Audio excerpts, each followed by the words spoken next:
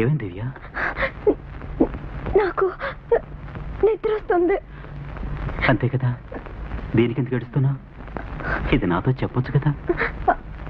అదే చెప్తున్నానుగా. ఇప్పుడు నువ్వు నిద్రపోవాలి, అంతే కదా.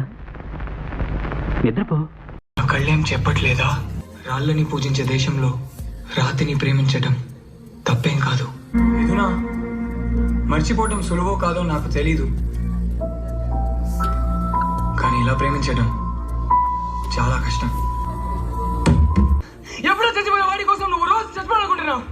కళ్ళ ముందు తిరుగుతున్న నా కోసం ఒక క్షణం కూడా బ్రతకడం తెలీదు. నన్ను పెళ్లి చేసుకోవడం ఇష్టం లేకపోతే మానే, అట్లీస్ట్ బ్రతకుంటూ.